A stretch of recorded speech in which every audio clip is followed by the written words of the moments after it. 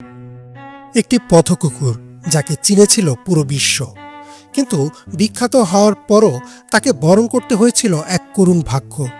লাইকা নামের কুকুরটি ছিল মহাকাশে যাওয়া প্রথম প্রাণী। নীরব মহাকাশের অন্ধকারে আজও যেন ভেসে বেড়ায় লাইকার গল্প। ঠিক কী ঘটেছিল এই নভোচারী কুকুরের ভাগ্যে? লাইকা ছিল তৎকালীন সোভিয়েত ইউনিয়নের মস্কোর রাস্তায় ঘুরে বেড়ানো একটি সাধারণ পথকুকুর। ঠান্ডা সহ্য করতে পারা, কম খাবারে বেঁচে থাকা এবং কঠিন পরিবেশে টিকে থাকার ক্ষমতার জন্য সোভিয়েত বিজ্ঞানীরা তাদের এক্সপেরিমেন্টের জন্য পথকুকুরদেরই বেছে নিয়েছিলেন। লাইকা তাদেরই একজন। 1950-এর দশকে যুক্তরাষ্ট্র ও সোভিয়েত ইউনিয়নের মধ্যে চলছিল কোল্ড ওয়ার। এরই একটি অংশ ছিল স্পেস রেস। সোভিয়েতরা তখন আমেরিকার আগে মহাকাশে জীবিত প্রাণী পাঠিয়ে বিশ্বকে চমকে দিতে চেয়েছিল। মহাকাশ গবেষণার এই প্রতিযোগিতায় জেতার লক্ষ্যে শুরু হয় স্পুতনিক মিশন। স্পুতনিক 1 ছিল পৃথিবীর প্রথম কৃত্রিম উপগ্রহ, আর তার ঠিক 1 মাসের মাথায় 1957 সালের 3 নভেম্বর উৎক্ষেপণ করা হয় স্পুতনিক 2। আর এই মহাকাশযানই ছিল লাইকা।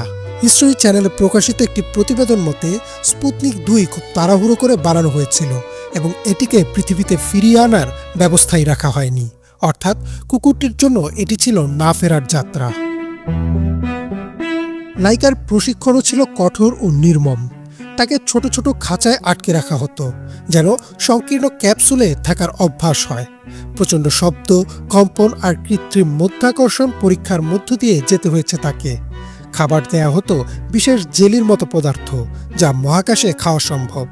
স্মিথসোনিয়ান ম্যাগাজিনে প্রকাশিত একটি প্রতিবেদনে বলা হয়, লাইকার শরীরে সেন্সর লাগানো ছিল যাতে তার হৃদস্পন্দন, শ্বাস প্রশ্বাস ও রক্তচাপ পর্যবেক্ষণ করা যায়। উৎক্ষেপণের দিন লাইকা ছিল সম্পূর্ণ একা। পৃথিবী থেকে বিচ্ছিন্ন হয়ে সে যখন কক্ষপথে পৌঁছায় তখন মানবজাতি উল্লাসে মেতে ওঠে। সোভিয়েত গণমাধ্যমগুলো দাবি করেছিল লাইকা কয়েকদিন মহাকাশে বেঁচে ছিল, শান্তিতে খাবার খেয়েছে এবং পরে পরিকল্পিতভাবে তাকে ঘুম পাড়িয়ে মৃত্যু দেয়া হয়। কিন্তু পরবর্তীতে প্রমাণিত হয় এই গল্প ছিল মিথ্যা। নাসাতে প্রকাশিত একটি ঐতিহাসিক প্রতিবেদনে এবং পরবর্তীতে সোভিয়েত বিজ্ঞানীদের অনানুষ্ঠানিক স্বীকারোক্তিতে জানা যায়, উৎক্ষেপণের কয়েক ঘন্টার মধ্যেই লাইকার মৃত্যু ঘটে। তাপ নিয়ন্ত্রণ ব্যবস্থার ত্রুটির কারণে ক্যাপসুলের ভেতরের তাপমাত্রা ভয়াবহভাবে বেড়ে যায়।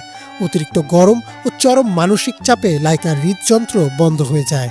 সে কয়েক ঘন্টার বেশি বেঁচে ছিল না। প্রচণ্ড ভয় আর কষ্ট নিয়ে মারা যায় ছোট্ট কুকুরটি। লাইকার মরদেহ কখনোই পৃথিবীতে ফেরানো হয়নি এবং সেটা সম্ভবও ছিল না। স্পুতনিক 2 প্রায় 5 মাস পৃথিবীর চারদিকে ঘুরে শেষে মাঝ আকাশেই পুড়ে ছাই হয়ে যায়। লাইকার দেহ সেই আগুনেই হারিয়ে গিয়েছিল। তবে লাইকার আত্মত্যাগ বৃথা যায়নি। তার মৃত্যু মানুষকে বুঝতে সাহায্য করে জীবিত প্রাণী মহাকাশে কী ধরনের ঝুঁকির মুখে পড়ে।